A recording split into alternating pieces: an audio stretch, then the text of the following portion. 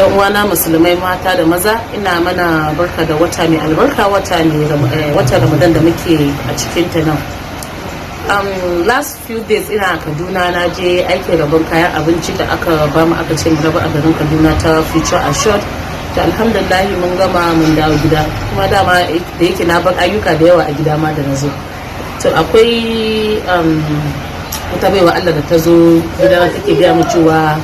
akwai wani police haka inspector da ya zo gidanta, yake cewa da yake ya san muna mamana da ita da Allah yana son ya ganni, suna son su yi magana da ni. To da muka yi magana da shi inspector din akan cewa lafiya masa ko na abu ne ya faru ko kara na aka kai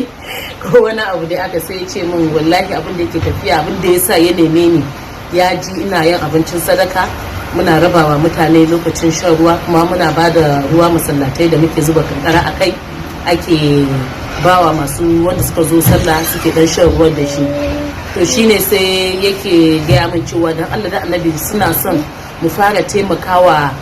mutanen da suke cikin sel. Wai wallahi akwai da yawan su suna son su yi azumi, amma abin da za su sha ruwa da shi babu. Wani ba wai azumi ne ba, wani ma zai azumi in aka zo iftar, aka zo shan ruwa, wallahi ba shi da abin da zai karya azumin nan da shi. Su kuma salarin su ba wani kuɗi ne mai yawa ba, bali masu yi tunanin cewa za su iya taimaka musu, su siya musu abincin shan ruwa da sauransu. Kuma da na zo na duba, na yi tunani, sai na duba police station guda na